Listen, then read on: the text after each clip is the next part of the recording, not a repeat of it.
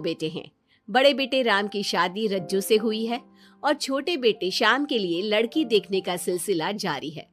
एक दिन रज्जू की माँ का फोन आता है और उसकी सास फोन उठाती है।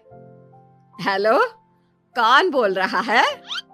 दूसरी तरफ फोन पर रज्जू की माँ लीलावती बोलती है। हेलो समधन जी, मैं लीलावती बोल रही हूँ, रज्जू की माँ। अरे नमस्कार समधन जी, कैसी हो? बहुत दिनों के बाद याद किया आज। यहाँ पर तो सब कुछ ठीक है, बस मेरी तबीयत थोड़ी खराब है। अगर बुरा न मानो तो एक बात बोलूं? अरे कैसी बात कर दी आपने समधन जी, आपकी बात का बुरा क्यों मानना, बोलिए बोलिए। मेरी कुछ दिन से तबीयत ठीक नहीं है और यहाँ पर मेरी देखभाल करने वाला कोई नहीं। क्या आप रज्जू को कुछ दिन के लिए मेरे पास भेज सकती हैं? ठीक है, हम रविवार को रज्जू को छोड़ जाएंगे। इतना कहकर सरस्वती फोन काट देती है और अपनी बहू को आवाज लगाती है। रज्जू, ओ रज्जू, जल्दी यहाँ आना तो। क्या हुआ माँ जी, कुछ चाहिए था क्या? अरे नहीं, कुछ नहीं चाहिए।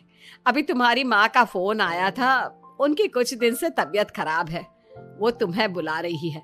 राम को फोन करके कह दे कल की 2 ट्रेन की टिकट करा देगा, मैं भी जाऊंगी तुम्हारे साथ। इतना सुनते ही रज्जू राम को फोन करके सारी बात बताती है और 2 टिकट के लिए बोल देती है। शाम को खाने के टेबल पर सब रज्जू के जाने की बात करते हैं। तब रज्जू का देवर श्याम कहता है, भाभी आज बहुत खुश लग रही हो, मायके जाने की इतनी खुशी, उफ। खुश क्यों ना हो देवर जी, कितने दिन बीत गए अपनी माँ से मिले, और इस बार तो मैं 1-2 महीना रह कर ही आऊंगी। जब आपका मन करे तभी आना। अच्छा एक बात तो बताओ, वहां से क्या लाओगी मेरे लिए?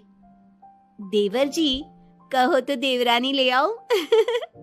वैसे भी सभी घर वाले चाहते हैं कि आपकी जल्दी से शादी हो जाए। श्याम शर्मा जाता है और चुप हो जाता है। इतने में राम कहता है, रज्जू, तुमने जाने की सारी तैयारी तो कर ली है ना? कपड़े तो रख लिए ना? थोड़े गर्म कपड़े भी रख लेना, वहां ठंड होगी, और जल्दी आने की कोशिश करना। ठीक है, मैं जल्दी आने की कोशिश करूंगी बस। अगली सुबह दोनों जाने की तैयारी करने लगी। राम उन्हें स्टेशन छोड़कर घर वापस आता है। कुछ घंटों बाद रज्जू और सरस्वती गांव पहुंच जाते हैं। रज्जू अपनी माँ को देखकर बहुत खुश होती है। माँ, आप अपना बिल्कुल भी ध्यान नहीं रखती, कितनी कमजोर हो गई हैं आप। अब बेटा क्या ध्यान रखूं, उम्र भी तो हो गई है, ये बीमारियां तो लगी रहेगी। बहन जी आइए आइए बैठिए, मुझे बहुत अच्छा लगा कि आप भी यहाँ आई। अगले दिन सरस्वती अपने घर वापस जाने लगती है तो लीलावती से कहती है, बहन जी ध्यान रखना आप अपना, आपकी तबीयत ठीक हो जाए तो आप भी रज्जू के साथ आ जाना, रज्जू के बिना तो घर सूना सूना लगेगा। अब सरस्वती अपने घर आ गई और घर की सारी जिम्मेदारी भी उस पर आ गई। एक दिन वो कपड़े धोकर छत पर सुखाने जाती है। बाल्टी में से टपकता पानी सीढ़ियों को गीला कर देता है और नीचे उतरते समय रज्जू की सास यानी कि सरस्वती देवी का पैर फिसल जाता है और वो गिर जाती है।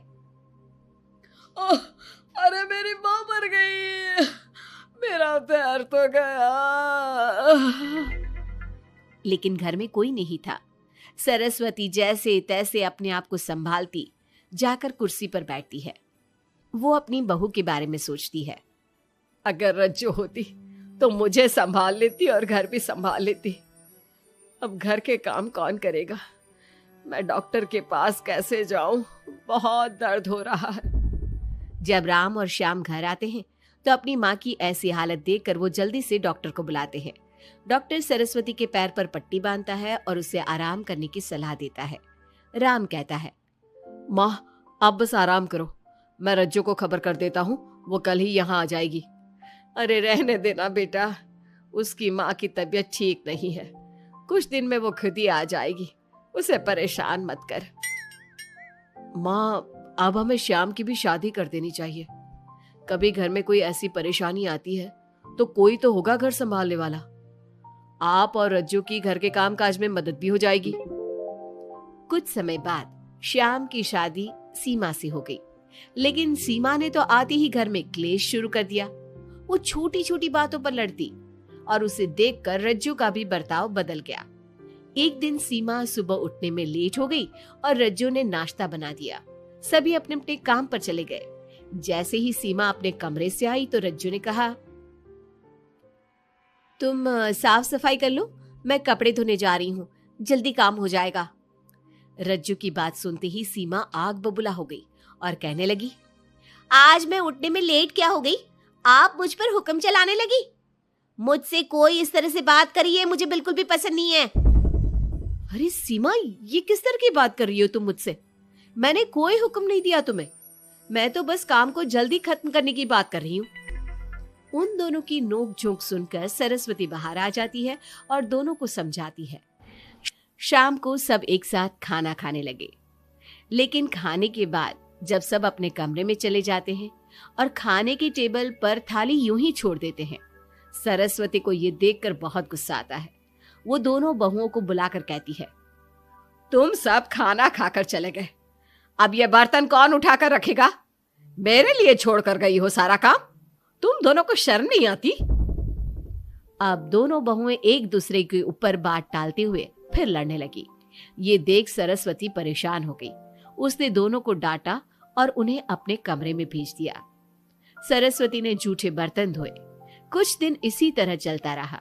अब दोनों सास की नजरों में एक दूसरे को गिराने में लग गई।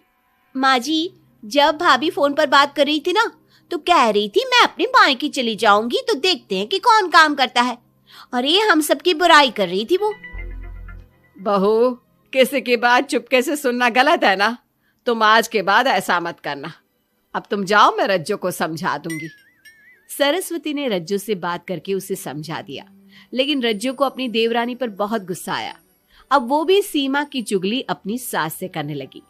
अगले दिन रज्जू अपनी सास के कमरे में जाती है और कहती है, मैंने सीमा को बात करते सुना था। वो देवर जी से कह रही थी कि अगर हम लोग अलग कहीं रहे तो हम ज्यादा खुश रहेंगे, रोज रोज की लड़ाइयों से भी बचेंगे। सरस्वती को इस बात पर गुस्सा तो बहुत आया, लेकिन उसने कुछ कहा नहीं। जब दोनों बहुओं को लगा कि सरस्वती उनकी बातों में नहीं आने वाली, तो उन्होंने रिश्तेदारों और पड़ोसियों से एक दूसरे की चुगली करना शुरू कर दिया। जब सरस्वती को यह बात पता चली तो उसने इनकी लड़ाई को शांत करने का उपाय निकाला। रज्जो, सीमा, यहां आओ दोनों।